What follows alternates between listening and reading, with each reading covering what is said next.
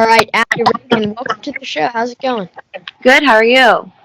I'm doing great. I'm excited to run this interview and get talking to you for a while. But first and foremost, are you in Iowa City right now, or have you gone back home to Illinois? I am in Iowa City right now, yes. And what is the situation going on there with COVID and everything? As I'm sure Carver's shut down, so you're not really getting in there.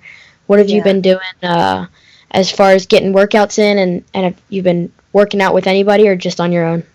Yeah, Carver's shut down, which sucks, but we're here in Iowa City. I feel like it's kind of the safest place to be in Iowa City. I don't know, I feel like the Midwest is definitely getting a different toll and getting hit differently than other states for sure. So I feel definitely safer here in Iowa City.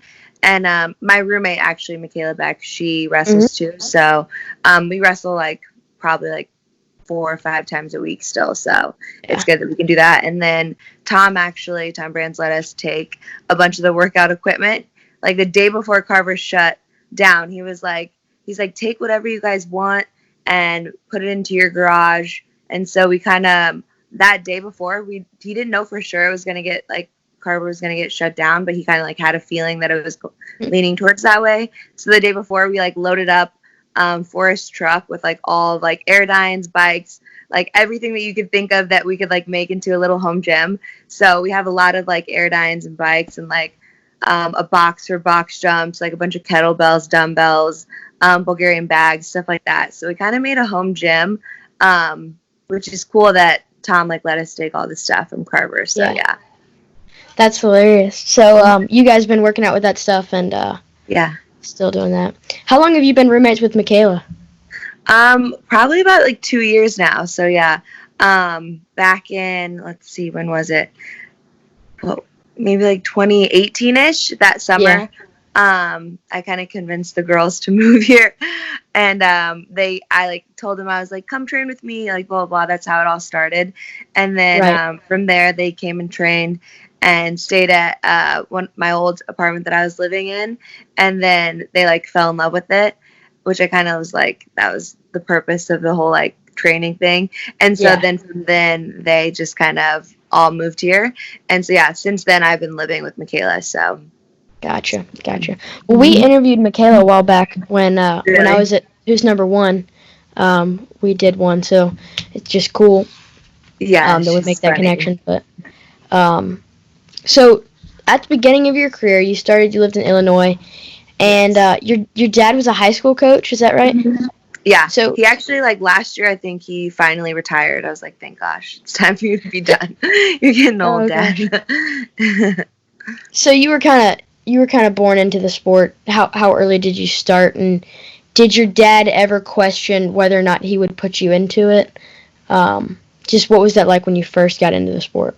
When I first started, it was definitely girls weren't really a thing in wrestling, and I would just I played a lot of sports growing up. I did judo before I actually did wrestling, and I did gymnastics and random sports that you could play growing up, soccer for sure. And I would go to I had an older brother, and my dad was also the high school coach, and he was the our kids program. He ran that club as well. So I think that that was I would just go and watch the kids practices after the high school practices once I was done with my sports events. You know how you are as a kid, you kind of go to soccer on Mondays and stuff like that. So I would go there, and I'd watch my brothers practice, and I would just be kind of bored. So I finally just was can I jump in on the fun games and stuff? They played sharks and minnows, all that stuff. Yeah. And so I think that's kind of how I first got into it, and I just wanted to be a part of the fun. And then after that, for a while I didn't take things too seriously. The first couple years, I didn't even compete. So I think that transition of just kind of having fun with wrestling definitely helped my longevity in the sport, because I am getting older. So I think that all definitely played a role in how long I've been wrestling. Definitely. Yeah, that makes sense. So you didn't start competing until about how old was that? Probably 8-ish, something like that, 8, 9. Mm-hmm. And at the time, I'm sure there weren't many strictly girls divisions, strictly girls tournaments and stuff. So you were mainly competing against boys and stuff. Yeah. Is that about right? Yeah, definitely. I remember my like freshman year of high school. I was like my state bracket was like Tony Ramos, Dardanes, Ellis Coleman, and like a couple other really good guys. I think Tony Ramos posted about it a couple years back, and I was just like, wow, no wonder I didn't place. But yeah, no, it was definitely for a long time. It was just all all boys in Illinois until like probably the past like couple years. Yeah. Girls definitely like the number of girls have increased in Illinois high school sports. So that's pretty cool that it's growing like that. But when I was in high school and even as a kid, it was more of like people would just kind of like crowd around the mat and like, oh my gosh, the girls wrestling on this mat. You know what I mean? So it's more of like you're like kind of a show, you know? Right. Did you ever even compete in a strictly girls bracket or a strictly girls tournament? Until college? Not until high school, actually. High school, okay. I did Fargo, yeah. I never actually won Fargo. Gotcha. I got like second like 3 times, and then I got third once. So yeah, I never won Fargo. And I'm sure when you went to King, when you were on that team, there were so many Fargo champs on that team. Pretty much everybody on the King team was Fargo champ. Pretty much, yeah. Julia Salati used to always make fun of me for not winning Fargo. She was like, "You're the best person to never win Fargo." I'm like, "Thanks, Julia." That's funny. Not sure how to take that. Yeah, I'm like, I guess. Thank you. Yeah. So you wrestled in Illinois. You wrestled for Purler, was it? Mm-hmm. Yeah. Me and my high school training partner Zane Richards, we would go up about probably like twice a week here and there, and we would get different partners at Purler, and it was probably like an hour and a half drive, so it definitely wasn't casual. Like my freshman and sophomore year in high school and like elementary school, our parents would take us, like switch turns taking us every other week and stuff like that. And then once I could drive, I took us because I was, I think, 2 years older than Zane, 1 or 2 years older than Zane. So I would drive us, and we just kind of buckled up and hoped that my driving was good enough to get us there. But yeah, so yeah, I went to Purler. We both went growing up a lot, so it was good. It was definitely a good change of partners and scenery too. So, and I know the coaches there have a specific style. They kind of, I mean, my club. I live in Memphis, and my club was kind of built off of the same foundations that Purler was. Right. Just kind of break the technique down. I actually think the coaches at my club have talked to the Purler guys and just built it off that. So talk a little bit about, you were with Nick, right?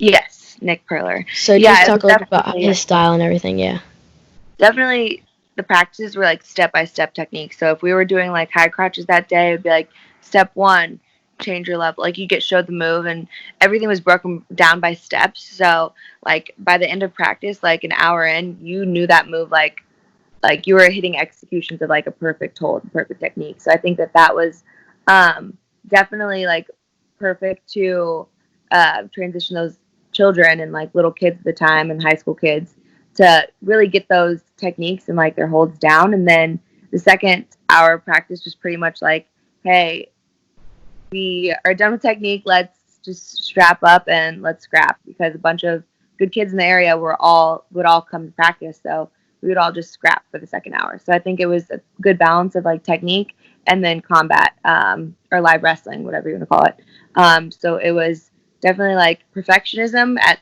first, which is good, but then you kind of realize like once the second hour comes in, it's like, hey, throw the perfectionism out the door, let's scrap and like let's get after it. So I think that was definitely a good balance there, and definitely helped my technique going forward. Like I've always kind of been a perfectionist when it comes to technique, but you have to kind of realize that, hey, that's not very realistic in the sport that we're in. But the better your technique is, the better it's going to be when it comes to live. So that's what I got out of that. And when you, how long were you at Purler? Did you do it all the way through high school? Yeah. So for me, I played 3 sports in high school, so I was definitely very busy. So in the fall, I played volleyball, in the winter I wrestled, obviously, and then in the spring I played soccer. So it was really hard for me in the fall and spring and summer and stuff. Like my schedule was definitely, I was crazy busy as a high schooler. So I went as often as I could, but definitely all throughout high school, as much as I could, I went. Yeah. So did you play 3 sports all the way through senior year, all the way through high school? Yep. So when you got to King, I'm sure that was a big change for you, more specialization. What was that like, that transition for you? And how were you able to make that change? What were the big changes there? Yeah, it was definitely hard just to focus on one sport, but easy at the same time, So I actually wasn't going to wrestle in college. Like I was going to play volleyball or soccer. Like I was looking at all 3 sports to go play college in. So I was very like up in the air my junior and senior year, what my college like going forward was going to be. My favorite sport was soccer personally. Like I loved soccer and I still do, but I don't know. I looked at a bunch of colleges for all of them, and King just kind of like fell in my lap randomly, and it just like felt so right. And I felt like my wrestling wasn't like done. I didn't reach my like full potential and stuff like that. So that's kind of why I chose King, and I really liked the campus and like Jason Mormon, our coach there, and what he was building with the program. So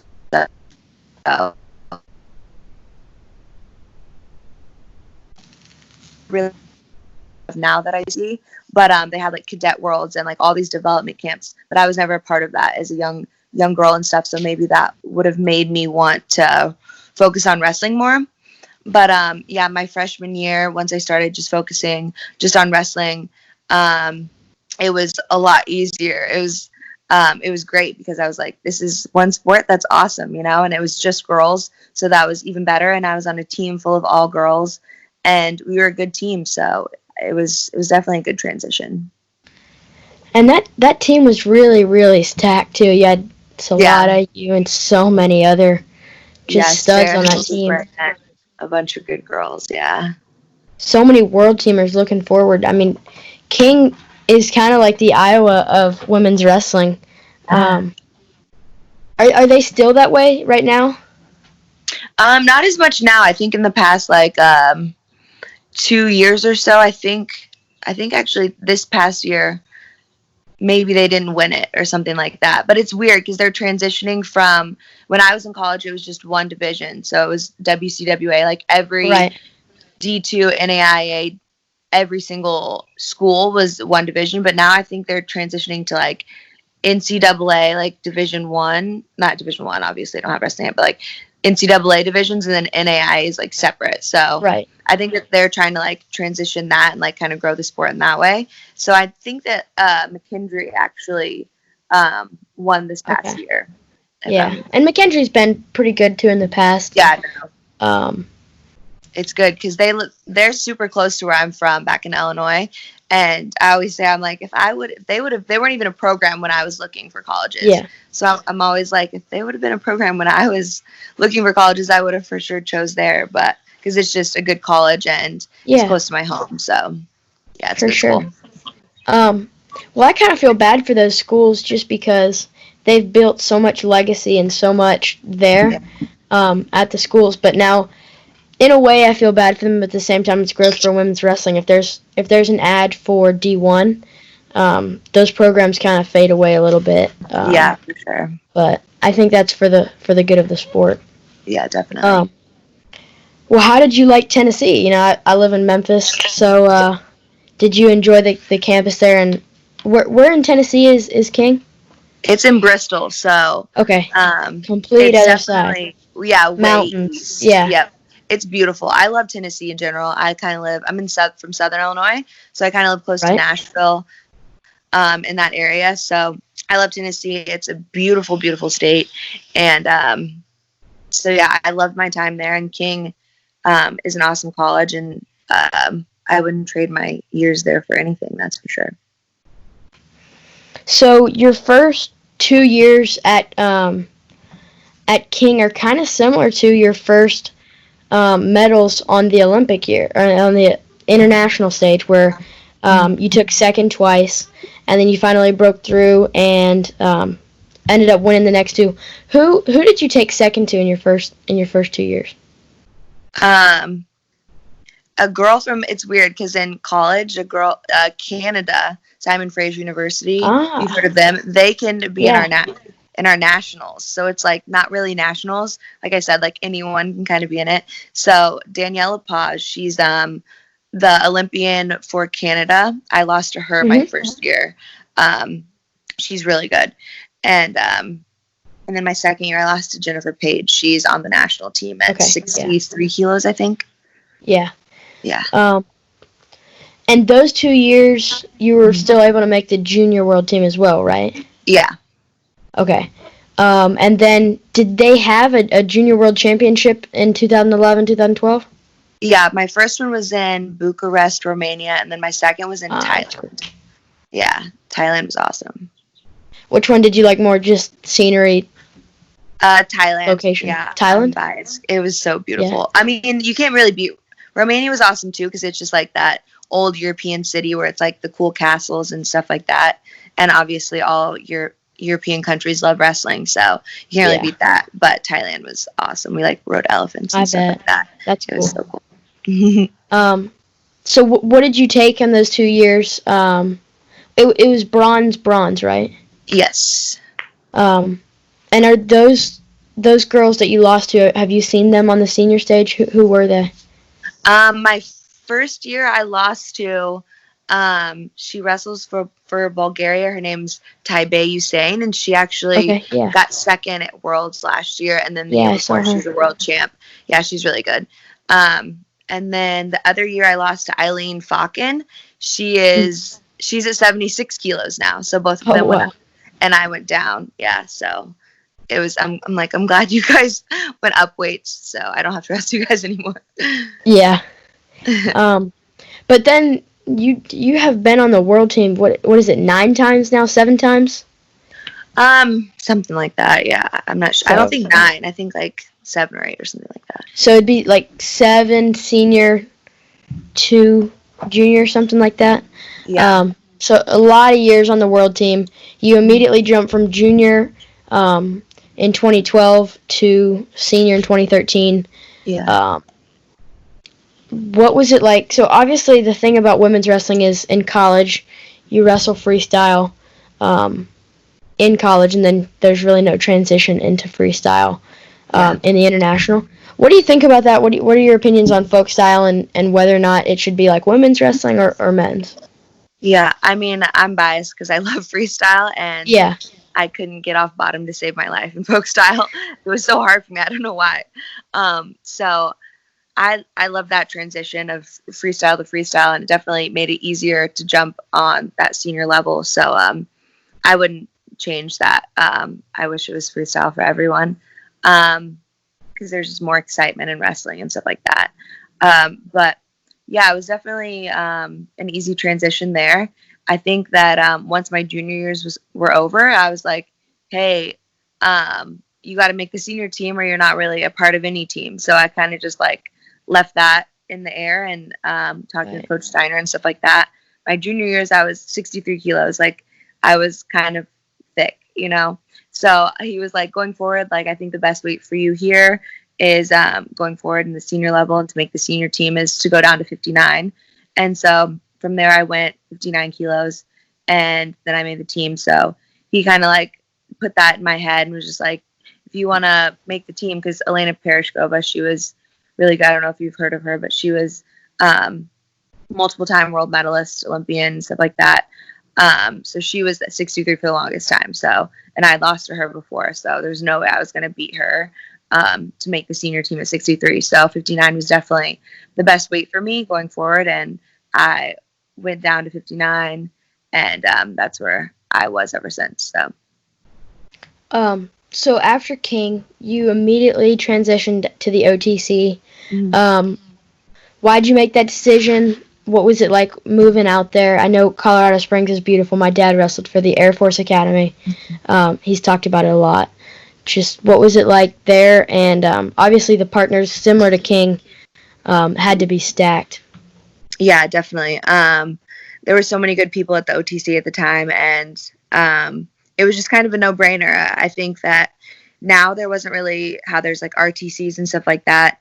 It wasn't like that for girls in college. And I think that I had like got everything I needed out of King. And I was like, okay, what's next? What's time to move on? And then that transition to the OTC was pretty easy for me. Right. And so from there, I just moved on complex to the OTC right away and just kind of like bought into that new system. And I think it was pretty easy because I love wrestling. So it was like live, eat, breathe, sleep wrestling. You know what I mean? So because you live so close to the wrestling room, and if you've been on the complex of OTC, it's just like everything's so close and it's just so easy and it's for the athletes. So everything's just very convenient. So I think it was really nice to make that transition. And I was definitely love my time at King, but I was like, hey, I need new coaches and new brains to help me like keep moving forward and keep progressing in the sport. So I think that's why I definitely decided to go to the OTC after that. Definitely. So at the OTC, it's kind of a foreshadow, like the coaching that you had at the OTC. You had Coach Steiner there, who was, I mean, if I could name anybody as close to the Brands brothers in coaching, it'd have to be the Steiner brothers. Yeah. Like, they trained together. They were teammates in Iowa in the 80s and 90s. What was it? How similar are those styles in coaching, and what are some changes? Because we know the similarities. What are some differences of them, and anything that you had to adapt to when you ended up coming over to Iowa? Terry Steiner is awesome. He is like he's so understanding, and so I think that he's perfect for coaching women, and I don't think every coach is made to coach women, and I think that's definitely a hard thing for him. And he's got a daughter who's definitely very high maintenance. She's awesome. But so I think that definitely helped him with that transition of like being able to coach women and being able to like talk to women and stuff like that. The way he handles us is very well. And I think there's a lot of definitely a lot of personalities in women's wrestling. Like you have Adeline Gray, who's kind of a diva, but she's Adeline Gray. You know what I mean? So it's perfect for her and it works. And there's just so many different personalities and stuff. Men's stock. Yeah, exactly. Yeah. So there's just like such a variety of us girls, and we're all so different, and we all have our personalities and like attitudes and stuff like that. So he does like the best job at coaching us girls and knowing exactly what we need. And when I moved out to the training center, before then I really didn't know how to like hand fight, mind you, and I was just more of like an outside wrestler. So I think that he was just like, you know, to be successful in the sport, you're going to have to learn how to hand fight remotely, like whether it's a 2-on-1 underhook, like you don't even have like a power tie that you go to. So I think that was the biggest transition for me, just knowing how to wrestle like an international style, and how to really put my hands on someone like an international wrestlers, especially women. They wrestle so much different than domestic girls and stuff like that. So I think that was something that I really learned from Terry Steiner and going forward. And in college, it's different. I think that the gap is very wide. So like the top 2 in WCWA women's wrestling are like on a whole nother level than like the rest of the bunch. So I think that definitely competing more against really good girls, and I would go to international camps and competitions way more than I would in college. So that was definitely a benefit of going to the OTC and being with Coach Steiner, and definitely working on more parterre stuff. He was definitely very adamant. It's like, hey, you could finish a match very easily in parterre, so why not try and like get a leg lace or gut wrench, whatever, down. So those 2 things were definitely the hand fighting and the parterre were things that I definitely learned from him right away. So you ended up leaving the OTC to Iowa. Where was the idea? Because obviously at that time, women's wrestling, especially in the RTC system, hadn't really been developed very much, and so that wasn't a familiar thing to do. Yeah. Why did you end up moving over there, and then you kind of led all the other women from the OTC, or at least a lot of them, back to Iowa? So what was that process like? Just walk me through that. So in 2016, obviously, I lost in the finals of Olympic trials, and that was definitely a very hard thing for me to deal with going forward. I didn't know if I was necessarily going to keep wrestling, so I think that was kind of up in the air. And I also knew, like, going forward, I was like, if I'm going to do this, I think at the time I'd been at the OTC for like 3-ish years, and I was like, going forward, I don't like. Do I want to stay at the OTC? Like, do I need to make a move? Like, what's my next option? So I think that was definitely something that played a role in, like, hey, going forward, am I going to keep doing the same things and come up short again, or am I going to make this like crazy change in my life and like really humble myself and like drop the ego and like fully commit to something that's like totally different, you know? Nothing is like Iowa wrestling, so I think that is definitely like, hey, you have to buy in 110%, you know, to this program. So I think that was definitely something that I had to buy into. And at the time, I dated Corey Clark, and he obviously wrestled here, stuff like that. Right. So that was definitely my kind of in. And I would come here, and when I was still living at the training center, and visit him and like train and stuff like that when I was on resident breaks from the OTC and stuff. And so I became like close with Tom and them and all the coaching staff. And finally, Tom pulled me in his office, I think like a year or so into it, and he was like, hey, what's it going to take for me to get you here, kind of thing. So and then from then on, I was like, oh my gosh, there's like an option. It wasn't even a thing in my head, you know? So from then I just kind of like that whole move kind of happened, and I became an RTC athlete here. And then the whole next year was weird because I would go back and forth from the OTC and Iowa, and because there wasn't another girl here or anyone to train with. So I think that that going back and forth, and I was in the process of trying to like get more girls here. So those training partners and stuff weren't here yet. And so finally when I convinced like Michaela and Forrest and Kayla to come, it all kind of like my plan kind of happened, you know? And so, and Perry the whole time was just like on board. He's like, who do you think we should get? Like this and that, like, what do you need to do this year to like, win worlds, this and that, you know? So we were all on the same page of like, hey, after this year, it was kind of rushed. And so he was like, after this year, after Final X and stuff, like, who should we get to come out, blah, blah, blah. So we were definitely all on board of like who he wanted kind of thing, and who would fit into the program. So I definitely think that like it was a combination thing of like, hey, I think these girls, I'm kind of friends with them, and they went to King. I could get them to come. And he's like, yeah, definitely, like her and her for sure. So I think that was definitely like a long kind of process, but not really, because it all worked out how it was supposed to. Who was the first one to come? Forrest. So Forrest, well, they all three came out at the same time, but Forrest was the first one that I kind of like dropped the seed with, because we both went to King. And when I would go back and forth from Iowa to OTC, we would train together sometimes and be like, hey, I think you would really like it at Iowa. She was like, oh yeah, like I love Iowa, like their program and stuff. So I think that she was the first person. And Beck has always loved the Hawkeyes, so I think that she just like always bled like black and gold, so black and yellow, black and gold, whatever. So I think that she was easily on board too. And then Forrest and Kayla were really good friends, and then we got her on board as well. So, and if you know, like, I don't know Kayla as well, but I've interviewed both Michaela and Forrest, and just talking to them, they are the epitome of Iowa style. Sure. Terry Brands, Tom Brands, Gable, just hard-nosed. They're just that style. And so, you know, you never would have thought of it leading into it, like Iowa would be the starter of women's wrestling on the D1 level and RTC systems and everything.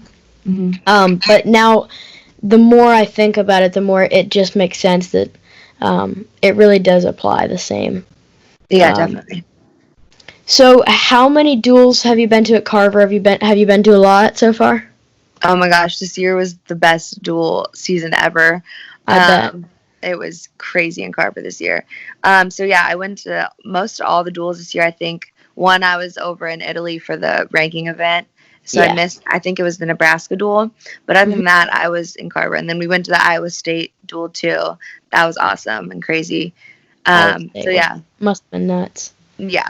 So it was I a good saw time that one on TV. And normally Iowa State, they're not one of those where their environment is too crazy, but when a rival like Iowa comes in and everything, I'm sure that was nuts. Up. So how has the culture in Iowa, because I hadn't really been there. I went this year for Who's Number One, and you walk down the street with a wrestling shirt and everybody wants to make friends with you. It's like everybody loves wrestling. Wrestling is the native language there, and so I'm sure it was nice for you to be able to move into a place like that and have immediate recognition and support from community and people you never even knew.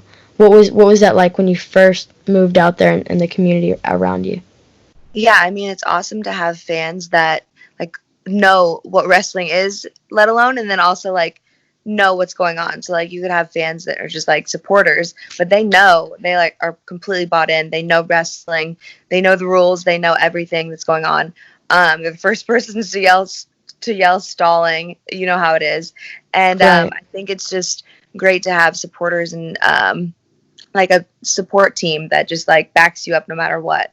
And then they bought into women's wrestling as well. So I think that they love, people all the time are watching practices because we have an open room policy. So a lot of people every day come in and watch practices.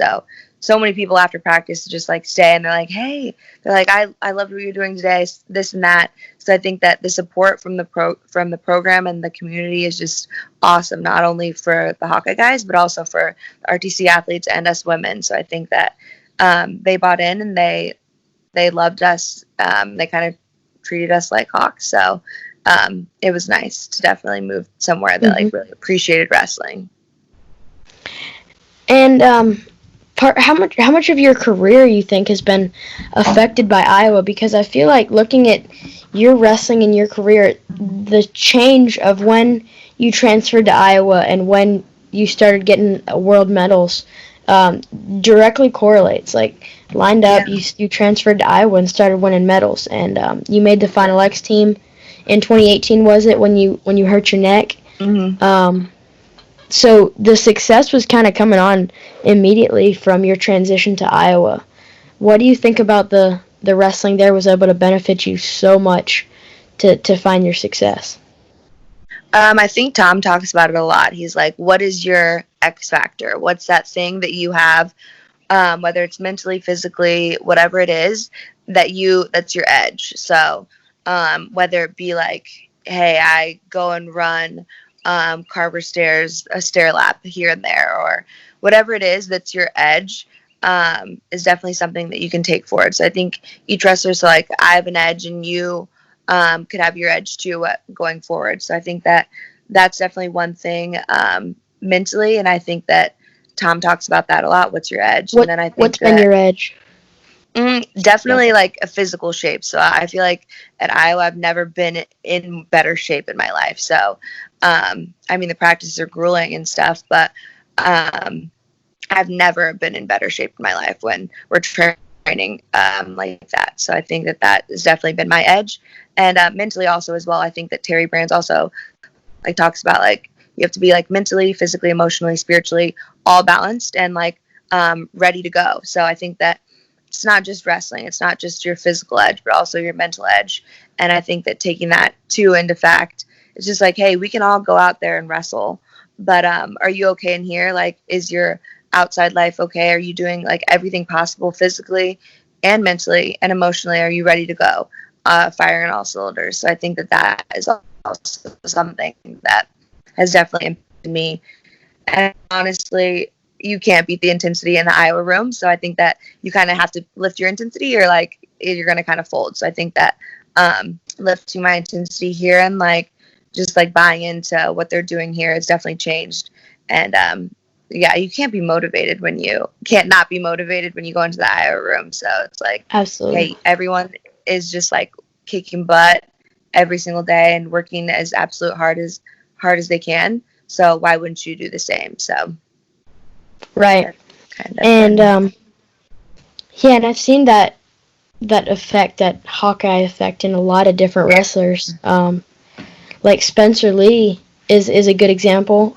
When he was in high school, he kind of struggled a little bit his last year, had the hurt knee, and immediately jumped into the college season, no redshirt, and was able to succeed and win a national title. It's just pretty cool what Iowa, just a hard-working style, and the coaches there can do with wrestlers. It's pretty cool.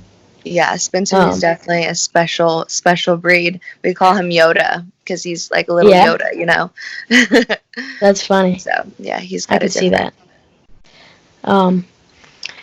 Well, looking more on your career, like I said, you've had 2 silver medals in 2016, 2017. 2018, you hurt your neck. Last year was a little bit of a setback at Worlds, had a tough first-round match. Since last year, I'm sure that was a huge adversity for you, getting over that and having to bounce back and keep pushing to chase the dream of Olympic world title or Olympic gold medal. What have you been doing to try to overcome that adversity, and just some things that you've had to accomplish to be able to continue chasing that dream? Yeah, I think going forward, definitely staying healthy for me is a big thing. I tore my elbow really bad right before we left for camp for Worlds, and so that just definitely was a hard thing mentally and stuff like that.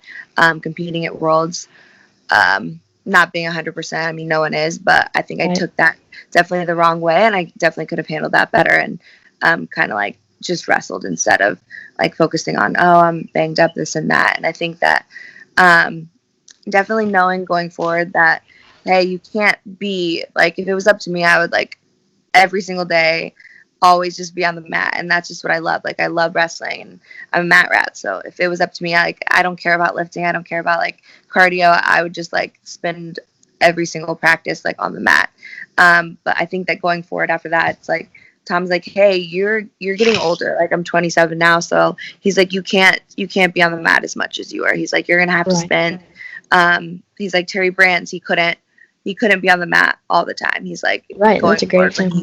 He had to learn and teach himself how to pick and choose when he was, and listen to his body. And he's and that's just as hard going forward. He's that's going to be a mental thing that you have to figure out for yourself.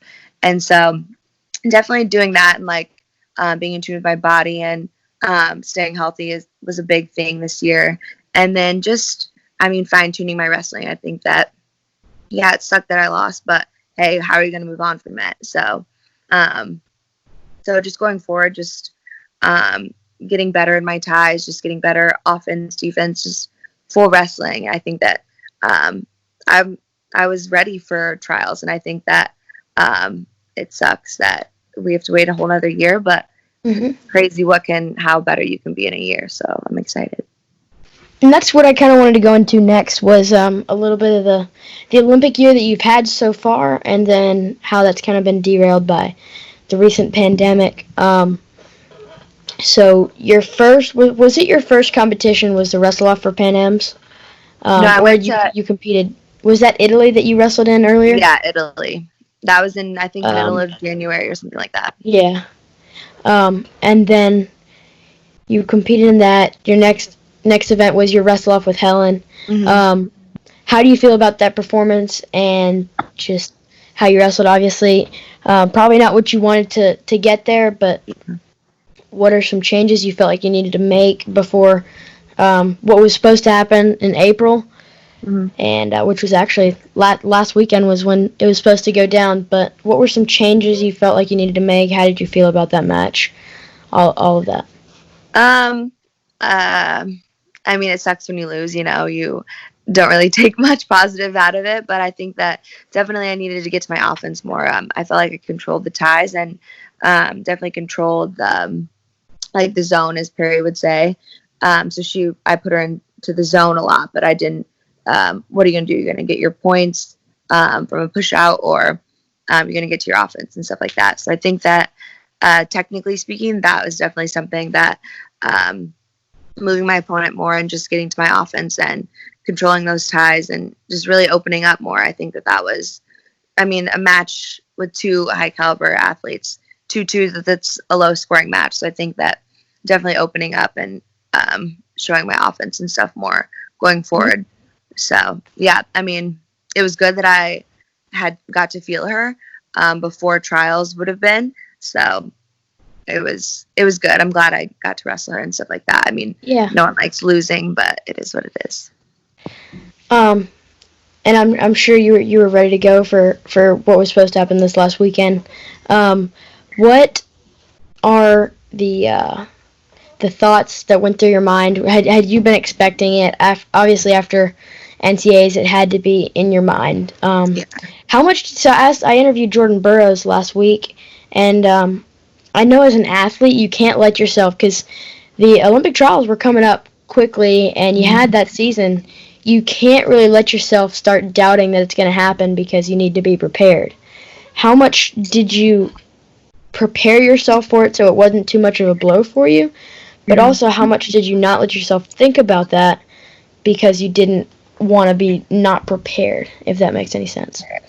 Yeah, so we found out that we were in the middle of, like, matches. I think it was matches during practice when the guys found out that their NCAA tournament was canceled. So we were doing 2 matches that day, getting warmed up, doing 2 matches. 1 match was done, we were taking a break, and then we got all brought in, and then that's when they told the team that there was no NCAA tournament, and that right there just, like, felt like the world, you know what I mean? It sucks. Yeah. Those guys work so hard, and they're amazing, all of them, and for the coaching staff, everything. I can't even imagine. So I think that after that, it was like, whoa, it's like, that sucks. And then Tom just made sure, the coaching staff made sure, they're like, hey, you guys are still going, like, trials isn't canceled yet. Like, you guys got to keep getting prepared and stuff like that. So I think that it was, at the time, it was like, okay, refocus and start just focusing on yourself going forward in the Olympic trials. So once NCAA's was kind of canceled, it was like, well, is the trials going to be canceled, this and that? So I think that you kind of thought that in the back of my head. I was like, okay, maybe it will, maybe it won't. But it was just easier for me to just keep training like I was and just to not think about it. But then also you're thinking about it. So it's definitely this weird balance that you're going through. But once it actually did get, like, postponed and canceled and stuff like that, it was just, I mean, I'm glad it was postponed and not canceled, So, Sure. Obviously you still have something to work towards.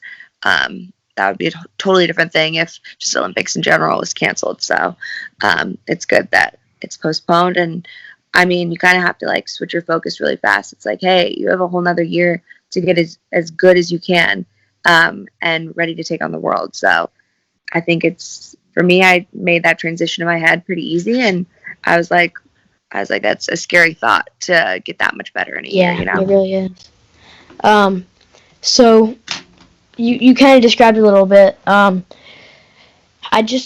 haven't really heard much on, so at Flow Wrestling, they've been bringing on a bunch of coaches and wrestlers talking about, like, what they were doing at the time, what's been going on. But I haven't really heard much from the Iowa room. So you kind of described it a little bit. What else went down that day? Was school canceled at the time? So had it turned to online yet? I think it might have been. I don't know if it was online or they were on spring break or something. That might have been it. Yeah, it was around spring break, so that would make sense. Yeah, I know we had a 2 p.m. you came in, and 3 p.m. we were starting matches. So whatever it took for you to get ready for that first match, and we were doing 2 matches. I know that. That's what I can remember. So they might have been on spring break, but I'm not for sure about that. Okay. So did Coach Brand speak to you guys afterwards? Did any wrestlers step up and speak? What was it like? Just the emotions in the room at the time. That had to just be a horrible experience. Yeah. I just can't even, like, describe it. It's everyone just kind of, like, I think that once the NCAA basketball tournament had been canceled before, I think the guys were almost like it's only a matter of time before our tournament gets canceled, So, Yeah.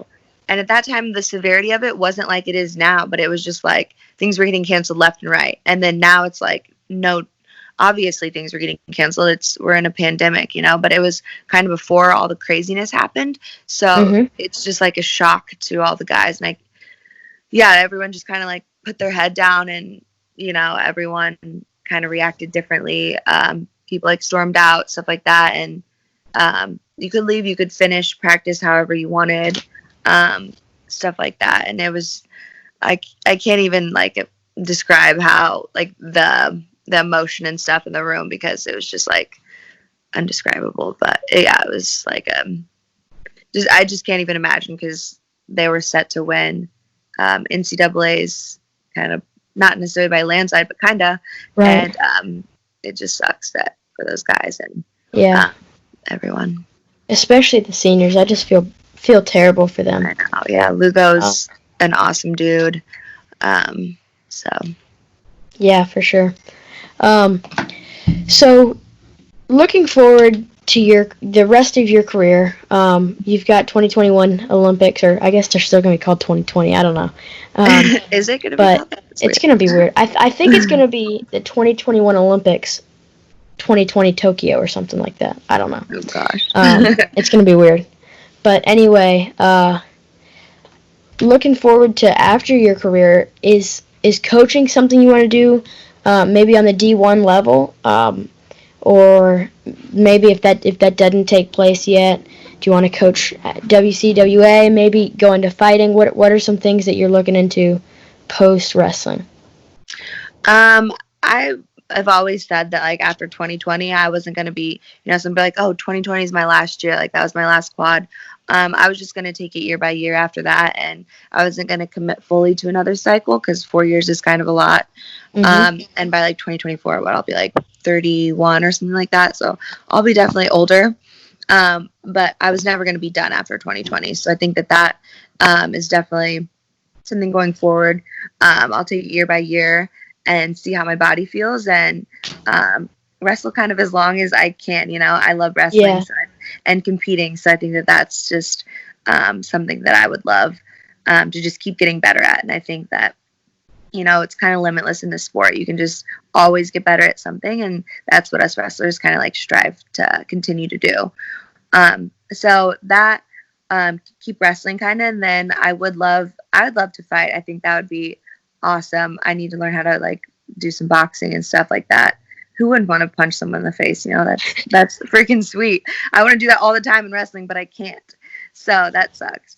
But yeah, so fighting would be awesome. But also coaching. Like I love coaching. Both my parents are coaches. My mom coached volleyball. She's retired now. And my dad obviously coaches wrestling. So it's kind of my family. And then, so yeah, I would love to coach, but I also like my career goals is to be an athletic director. I just want to be around sports, and I'd love to like be a boss kind of, So I think that being like an athletic director at a collegiate level is probably like career goals for me. So coaching definitely like in that transition, and getting my master's after I graduate, and then definitely working towards being a AD. That'd be cool. You should train with Forrest for MMA. That'd be. I know. Hope you guys are at different weights though. She's definitely a mad person. No, yeah, she'd probably be way heavier than me. Thank gosh. Yeah. All right. Well, I thank you so much for coming on. That was I really enjoyed it, and we'll have to have you on another time. That was great. Yes, thank you so much for having me. Absolutely. All right. Until next time. Thank you. Okay, bye.